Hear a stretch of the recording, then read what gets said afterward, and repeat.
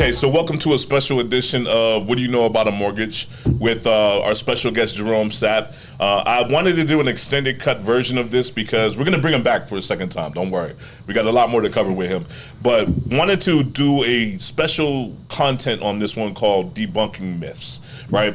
Especially with a new app that he's bringing online, especially with a lot of content that's being promoted out there. You always get people that are going to subjectively hate on a new product or have questions. It may not even generally be hate all the time. I think this world gets too confused with, because someone questions something, it's hate. It's not always hate. It could be literally questions or critical thinking. So what we're going to do right now is we're going to debunk myths around Rares apps. So for all those people that are sneakerheads, this is your version right here. I got you. I'm going to hold you down. All right? So one of the biggest myths right off the bat I'm going to ask you that I know I've heard about Rares app is, why don't I just go to Nike? Why don't I just go to Reebok? Why don't I just go to Under Armour and buy shares in them instead of buying shares in a sneaker?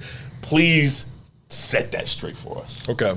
Well, there's two things to that. So, first of all, if you want to go buy a sneaker, go buy a sneaker.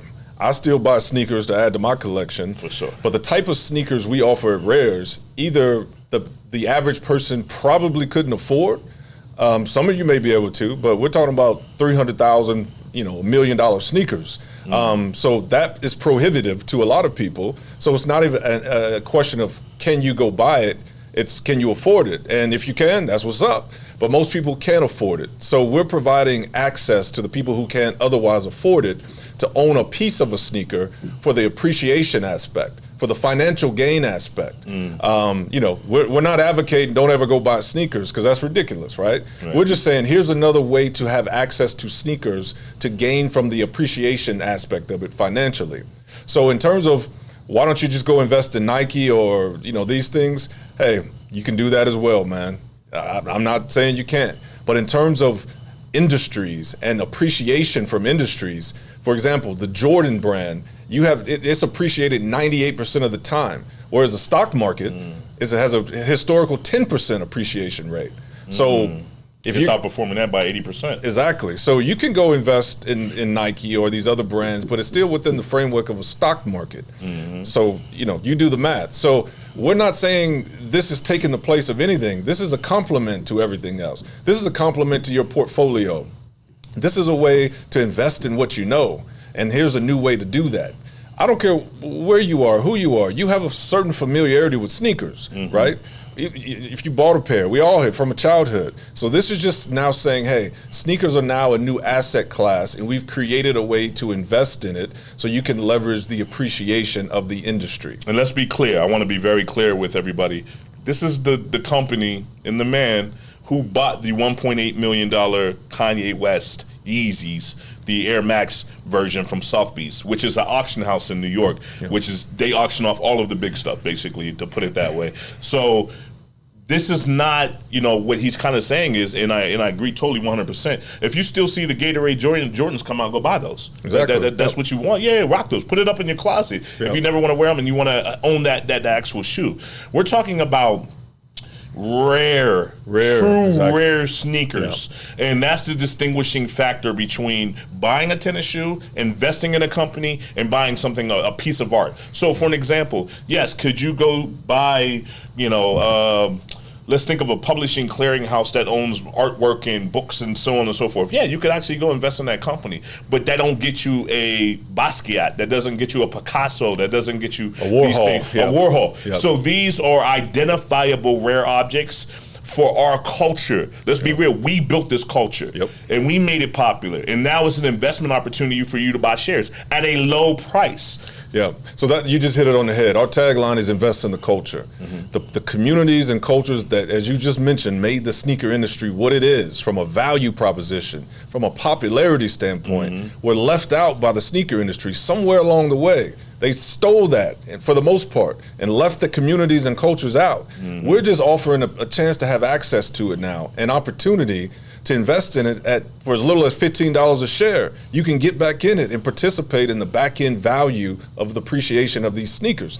And to the point you mentioned, these sneakers are rare vintage. Some of them you can't buy them anymore. Literally, you cannot buy them anymore because they're not unless They're you not got for sale. They're not for sale unless you got a time machine. You can go back into the 70s or the 80s. Right. You can't buy them. Or if there's another one out there, it's in a museum. Several of our shoes, if it's one of two, the other one's literally in a museum.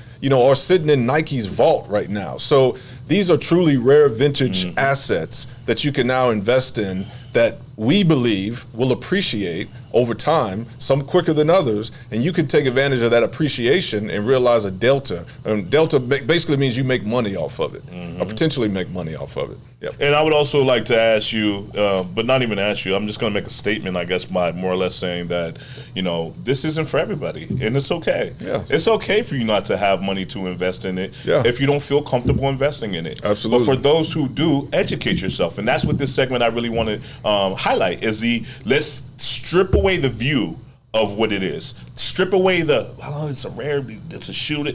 Let's get the substance. Let's find out the facts. Get to the facts. So that's a good point. I tell people when people struggle to understand, which is totally fine. This isn't for everyone, like you said, and that's okay.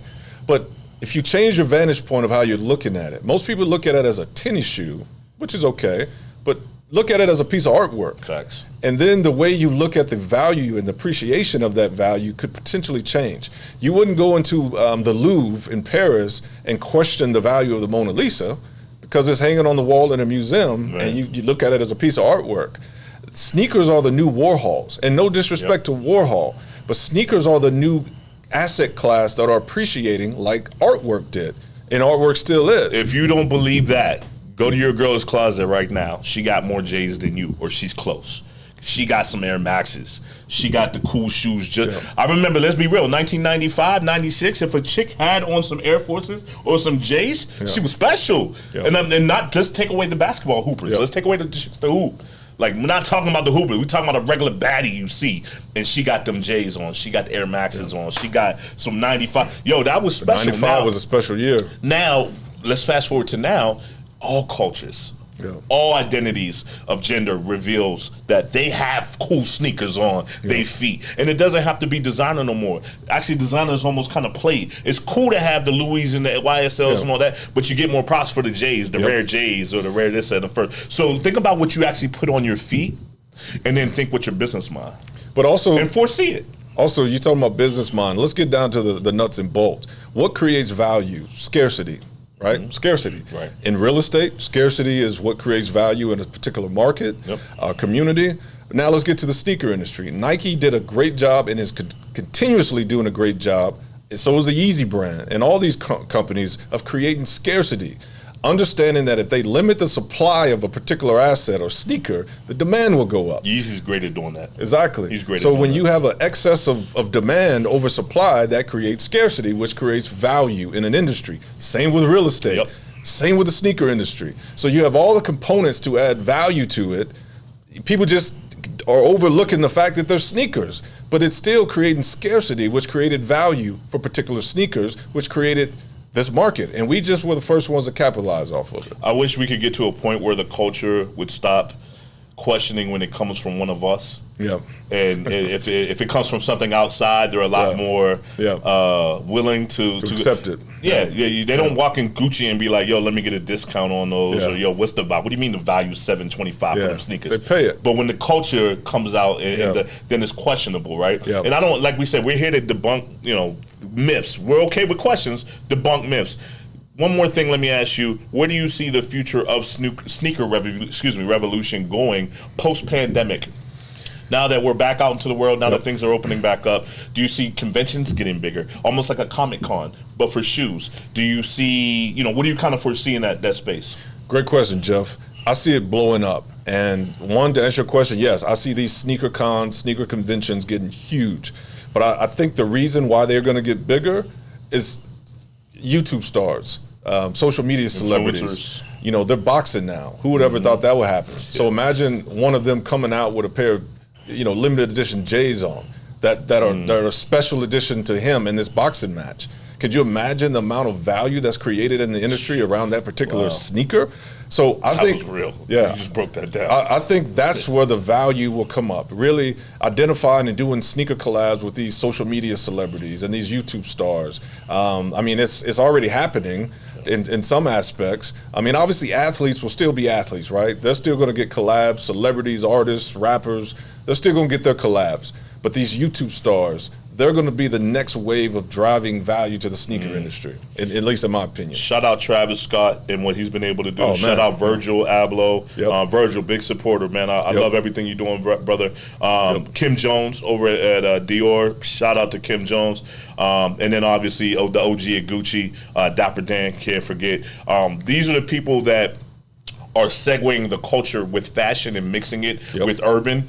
And I think in the long run of things, we're going to see more of this come on as you have more progressive and cultural people taking high positions in these fashion houses. The reason I'm bringing this up is, where does the average kid say, hey, I think these sneakers are X, Y, and Z. I'm going to put them up in my closet, and they end up being the Patrick Ewings, and they don't end up being nothing. Or where does, I guess my question is, where does sentimental value push it aside, and where does real value into a sneaker go? Where should someone say, okay, let me put my mind and heart in loving this sneaker because I think it's cool in whatever way, and saying, okay, this is an actual investment I can make into a sneaker. So we're not just throwing money away in the culture, so we can figure out where money can truly be profited from these sneakers that are now going to become super popular. So that's a good question. You know, that's actually a question I've answered to my sons. You know, just the basics.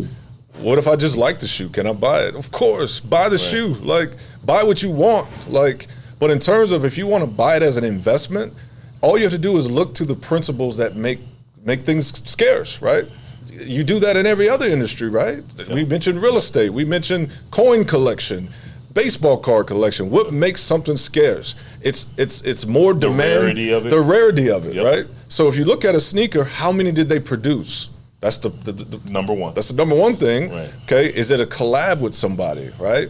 You know, all that. What makes it special? What makes it special? Is it a retro? Is it an OG? Like, but the biggest thing is how many are in the market? How many did they produce? That's the number one thing, because for some sneakers it's hundreds of thousands. For others it's 50 or 25. Sure. You know what I'm saying? That's the first thing you look for if you want to look for investments and stuff. How scarce is it? And it's the same for every industry. You just look for it in the industry that you're interested in. And for us right now, it's particularly sneakers. But if you like a shoe, buy the shoe. Because who knows what's going to happen with that shoe later on anyway. And who knows if you're not the person that makes it popular. You know, for whatever reason. So I just wanted to use this segment, y'all, for the sneakerheads, to kind of ask questions, get some familiarity, get some interest into truly what this is, and hopefully we debunked a few myths for you. The biggest thing I want to say to you guys is do your due diligence, always, in everything that you do. Absolutely. Whether it be real estate, whether it be sneakers, whether it be, like you say, coin collecting, whatever you may jump into a venture, just do your due diligence. Don't waste money on things that people before you have come and maybe failed at, or they stumbled at. Look at what the people before you did, and then again, the number one rule is, what's the scarcity of the item? With that being said, we out, man. You already know the dribble.